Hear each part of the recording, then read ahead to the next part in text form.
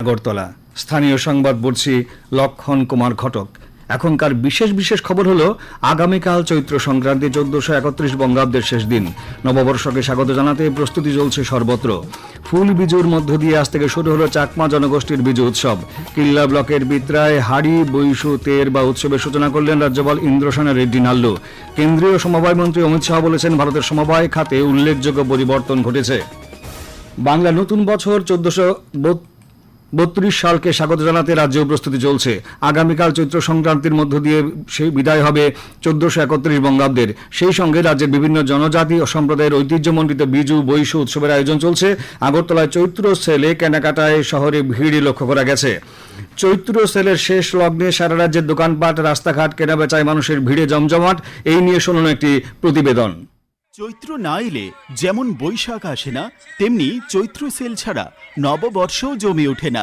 যে চৈত্র সেল ও নববর্ষ নিয়ে বাঙালির মনে থাকে আলাদা আবেগ। প্রতি বছরের মতো এই বছরেও আগরতলার শকুন্তলা রোডে বসেছে চৈত্রের হাট। পৌর নিগমের তরফে হাটে ব্যবসা করার জন্য বিনামূল্যে 300 জন দোকানীদের দেওয়া হয়েছে অস্থায়ী জায়গা।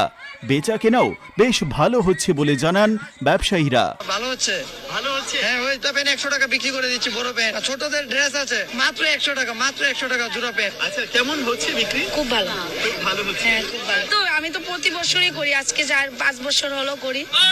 প্রথম বছর দিয়ে আমার অনেক লস হয়েছে, কিন্তু এরপরের বছর আমি সাহস নিয়ে দিয়েছি, ভালো হচ্ছে আজকে 4 বছর ধরে। আমি বলতে চাই সব নারীদের পাশাপাশি একটা কাজের দরকার, ওরা নিজের পায়ে যাতে নিজে স্বাবলম্বী হয়, তার জন্য আমি করছি। আমি বলছি যে সবাই যাতে এইভাবে আমার মতো এগিয়ে চলে, এটাই আমি বলতে চাচ্ছি। আগামীকাল রাতে শেষ হবে 14 দিন ধরে চলা এই চৈত্র সেলের বাজার। শকুন্তলা রোড থেকে আমি রাহুল লোধ, আকাশবাণী সংবাদ, আগরতলা। আজ থেকে দেশের বিভিন্ন অংশে ঐতিহ্যবাহী ফসল কাটার উৎসব পালিত হচ্ছে। পাঞ্জাবে বৈশাখী, কেরালায় বিশু, আসামে বোহাগ বিহু হিসেবে পালিত হয়। তামিলনাড়ুতে পুথান্ডু হিসেবে পালন করা হয়। রাষ্ট্রপতি দ্রৌপদী মুর্মু, উপরাষ্ট্রপতি জগদীপ ধনখড় এবং প্রধানমন্ত্রী নরেন্দ্র মোদী এই উপলক্ষে জনগণকে শুভেচ্ছা জানিয়েছেন। গড়িয়া গাজন বাংলা নববর্ষ উপলক্ষে রাজ্যপাল, মুখ্যমন্ত্রী অন্যান্য বিশিষ্টজনেরা রাজ্যবাসীকে শুভেচ্ছা জানিয়েছেন। রাজ্যপাল ইন্দ্রসেনা রেড্ডি নাল্লু শুভেচ্ছা বার্তা জানান। বাংলা ক্যালেন্ডারের প্রথম দিনটি হল পয়লা বৈশাখ। ঐতিহ্যগতভাবে নববর্ষের প্রথম দিন বাঙালিরা শুভ নববর্ষ বলে একে অপরের প্রতি শুভেচ্ছা জ্ঞাপন করেন। রাজ্যপাল আশা প্রকাশ করেন, এই দিনটি ত্রিপুরাবাসীর জন্য আনন্দ, ভালোবাসা, সুখ, শান্তি, সমৃদ্ধি এবং সৌভ্রাতৃত্ববোধ বয়ে নিয়ে আসবে। বাংলা নববর্ষ উপলক্ষে মুখ্যমন্ত্রী অধ্যাপক ডক্টর মানিক শাহ শুভেচ্ছা বার্তায় বলেন, চিরাচরিত এই উৎসব উদযাপন আমাদের চিরায়ত ঐতিহ্যের একটি ধারা। নতুন বাংলা বছরের সকল রাজ্যবাসীর জীবনে সুখ, শান্তি ও সমৃদ্ধির বার্তা নিয়ে আসুক। এডিসি চেয়ারম্যান জগদীশ দেব বর্মা, মুখ্য কার্যনির্বাহী সদস্য পূর্ণচন্দ্র জমাতিয়া গড়িয়া গাজন বাংলা নববর্ষ উপলক্ষে রাজ্যবাসীকে পৃথক বার্তায় শুভেচ্ছা জানিয়েছেন। বিজু, বিহু, বিশু, গড়িয়া পূজা, গাজন, চৈত্র সংক্রান্তি এবং বাংলা নববর্ষ উপলক্ষে রাজ্যবাসীকে শুভেচ্ছা জানিয়েছেন বিরোধী দলনেতা জিতেন্দ্র চৌধুরী। এক বার্তা তিনি বলেন, ত্রিপুরা রাজ্যে জনজাতীয় বাঙালিদের মধ্যে সাংস্কৃতিক ভিন্নতা থাকলেও পার্বণ পালনের সকলেই এক সূত্রে গাঁথা। এই উৎসব শুধুমাত্র সংস্কৃতির পরিচয় নয়, বরং পারস্পরিক সম্প্রীতির এক উজ্জ্বল উদাহরণ। ফুল বিজুর মধ্য দিয়ে আজ থেকে শুরু হলো চাকমা জনগোষ্ঠীর বিজু উৎসব। মূল অনুষ্ঠান হচ্ছে কাঞ্চনপুরে। দক্ষিণ জেলার শান্তির বাজার মহকুমার দেবীপুর, বীরচন্দ্রমনু, বিলোনিয়া মহকুমার গাবুরছড়া ও সাবরুমের চাকমা জনগোষ্ঠীর মানুষজনেরা উৎসাহের সঙ্গে পালন করছেন বিজু উৎসব। আগামীকাল মূল বিজুর এবং মঙ্গলবার বর্ষবরণের আনন্দে মেতে উঠবেন চাকমা জনগোষ্ঠীর মানুষ। গড়িয়া উৎসবের অঙ্গ হিসেবে আজ হাড়ি বৈশু তের অনুষ্ঠিত হয়। গোমতী জেলার কিল্লা ব্লকের বিত্রায় আয়োজিত এই তের বা উৎসবের সূচনা করেন রাজ্যপাল ইন্দ্রসেনা রেড্ডি নাল্লু।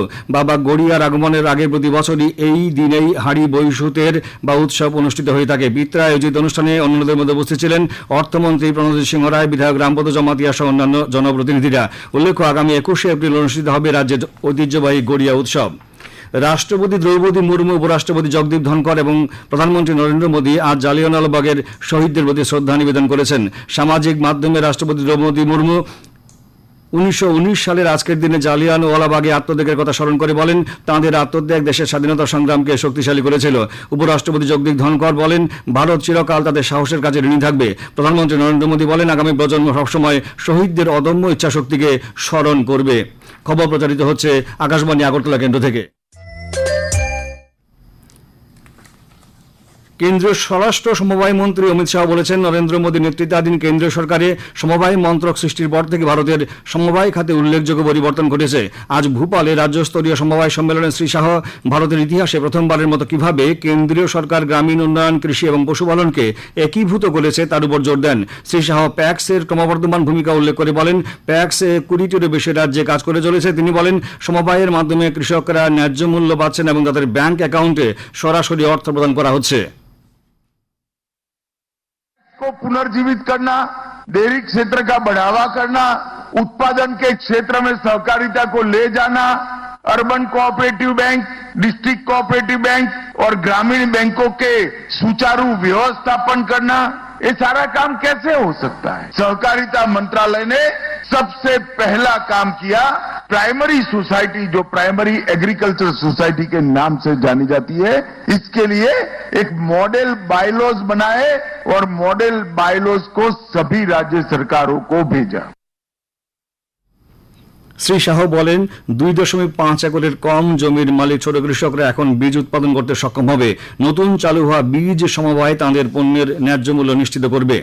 প্রধানমন্ত্রী নরেন্দ্র মোদী আম্বেদকর জয়ন্তী উপলক্ষে আগামীকাল হরিয়ানা সফর করবেন। তিনি আগামীকাল সকালে হিসারে যাবেন এবং হিসার থেকে অযোধ্যার উদ্দেশ্যে একটি বাণিজ্যিক উড়ানের সূচনা করবেন এবং হিসার বিমানবন্দরের নতুন টার্মিনাল ভবনের ভিত্তিপ্রস্তর স্থাপন করবেন। এরপর প্রধানমন্ত্রী যমুনানগরে উন্নয়ন প্রকল্পের উদ্বোধন ও ভিত্তিপ্রস্তর স্থাপন করবেন এবং সমাবেশে ভাষণ দেবেন। শ্রী মোদী যমুনানগরে দীনবন্ধু ছোট রাম তাপবিদ্যুৎ কেন্দ্রের 800 মেগাওয়াট আধুনিক তাপবিদ্যুৎ ইউনিটের ভিত্তিপ্রস্তর স্থাপন করবেন। কেন্দ্রীয় সরকার উত্তর পূর্ব এবং সীমান্ত এলাকাকে গুরুত্ব দিয়ে সারা দেশে হাইওয়ে শক্তিশালী করতে আগামী 2 বছরে 10 লক্ষ কোটি টাকা বিনিয়োগ করার পরিকল্পনা করেছে। সংবাদ সংস্থাকে দেওয়া এক সাক্ষাৎকারে সড়ক পরিবহন ও মহাসড়ক মন্ত্রী নীতিন গডকরি বলেন, সরকার উত্তর পূর্বে পরিকাঠামো উন্নত করার জন্য যে প্রকল্পগুলি গ্রহণ করার উদ্যোগ নিয়েছে সেখানে রাস্তাগুলি মার্কিন যুক্তরাষ্ট্রের সঙ্গে প্রতিদ্বন্দ্বিতা করবে। তিনি বলেন, পূর্বাঞ্চলের রাজ্যগুলিতে 21,300 কিলোমিটারের বেশি আনুমানিক 3,70,000 কোটি টাকা ব্যয়ে 784টি হাইওয়ে প্রকল্প বাস্তবায়ন করা হবে। শ্রী গডকরি জানান, উত্তর পূর্বে এই বছরই প্রায় 1 লক্ষ কোটি টাকার প্রকল্পের কাজ করবে। বিজেপির উদ্যোগে আজ ঊনকোটি জেলার কুমারঘাটের গীতাঞ্জলি অডিটোরিয়ামে এক কর্মী সম্মেলন অনুষ্ঠিত হয়। সম্মেলনে দলের প্রদেশ সভাপতি তথা সাংসদ রাজীব ভট্টাচার্য তাঁর ভাষণে কেন্দ্র রাজ্য সরকারের বিভিন্ন কল্যাণমুখী কর্মধারার কথা উল্লেখ করেন। বক্তব্য রাখেন বিধায়ক ভগবান চন্দ্র দাস, ঊনকোটি জেলা পরিষদের সহকারী সভাধিপতি সন্তোষ ধর প্রমুখ। বিজেপির কৈলাসহরস্থিত জেলা কার্যালয়ে এক সন্ধ্যায় এক সাংবাদিক সম্মেলন অনুষ্ঠিত হয়। এতে উপস্থিত ছিলেন দলের জেলা সভাপতি বিমল কর, জেলা সাধারণ সম্পাদক অরুণ শাহ প্রমুখ। কেন্দ্রীয় সরকারের ওয়াকফ সংশোধনী আইনকে সমর্থন করে এটি জনস্বার্থে করা হয়েছে বলে তারা মন্তব্য করেন। বিরোধী দলগুলো এই আইন নিয়ে বিভ্রান্তি ছড়াচ্ছে বলেও অভিযোগ করেন। ওয়াকফ সংশোধনী আইনের সমর্থনে প্রধানমন্ত্রী নরেন্দ্র মোদীকে অভিবাদন জানিয়েছে মুসলিম রাষ্ট্রীয় মঞ্চ। আজ আগরতলা প্রেস ক্লাবে এক সাংবাদিক সম্মেলনে সংগঠনের রাজ্য কনভেনার জহির হোসেন জানান, সংশোধনী আইনের মাধ্যমে মুসলিম মহিলাদের ক্ষমতায়ন বাড়বে। এছাড়া ওয়াকফ বোর্ডের স্বচ্ছতা আসবে। আগামী 24 ঘন্টায় রাজ্যের উত্তর, ঊনকোটি, ধলাই, খোয়াই এবং পশ্চিম জেলায় বিক্ষিপ্তভাবে বজ্রবিদ্যুৎ সহ ঘন্টায় 30 থেকে 40 কিলোমিটার বেগে ঝড়ো হাওয়া বয়ে যাওয়ার সতর্কতা জারি করা হয়েছে। আগামীকাল আকাশ মেঘাচ্ছন্ন থাকবে। রাজ্যের কিছু কিছু জায়গায় হালকা থেকে মাঝারি পর্যায়ে বৃষ্টিপাতের সম্ভাবনা রয়েছে। তাপমাত্রা সর্বোচ্চ 35 ডিগ্রি এবং সর্বনিম্ন 24 ডিগ্রি সেলসিয়াসের কাছাকাছি থাকতে পারে। আজ দিনের সর্বোচ্চ তাপমাত্রা ছিল 35.6 ডিগ্রি এবং সর্বনিম্ন 24.8 degree Celsius. Tripura cricket association পরিচালিত সন্তোষ ট্রফি ঘরোয়া প্রথম ডিভিশন লিগ ক্রিকেট প্রতিযোগিতা আজ 3টি খেলা অনুষ্ঠিত হয়। নরসিংগড়ের পিটিআই টিম মাঠে শতদল সংঘ 10 উইকেটে পোলস্টার ক্লাবকে, মেলাঘরের মাঠে মৌচাক ক্লাব 25 রানে চলমান সংঘকে এবং নরসিংগড়ের পিটিএ মাঠে কসমোপলিটন ক্লাব 184 রানে বনমালীপুর ক্রিকেট ক্লাবকে পরাজিত করে। টিসিএ পরিচালিত রাজ্যভিত্তিক অনূর্ধ্ব 15 বছরের ক্রিকেট প্রতিযোগিতায় আজ মোট 6টি খেলা অনুষ্ঠিত হয়। তেলিয়ামুড়ার মাঠে খোয়াই 9 উইকেটে, জিরানিয়াকে বিশালগড়ের মাঠে সদর বি 194 রানে, কাঞ্চনপুরকে উদয়পুরের মাঠে সদরে 171 রানে মোহনপুরকে হারিয়ে দেয়। শেষ করার আগে বিশেষ বিশেষ খবরগুলো আরেকবার বলছি।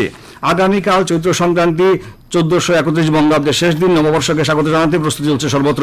ফুল বিজুর মধ্য দিয়ে আজ থেকে শুরু হলো চাকমা জনগোষ্ঠীর বিজু উৎসব। কিল্লা ব্লকের বিত্রায় হাড়ি বৈশুতের বা উৎসবের সূচনা করলেন রাজ্যপাল ইন্দ্রসেনা রেড্ডি নালু। স্থানীয় সংবাদ আজকের মতো এখানে শেষ হলো। পরবর্তী স্থানীয় বাংলা সংবাদ প্রচারিত হবে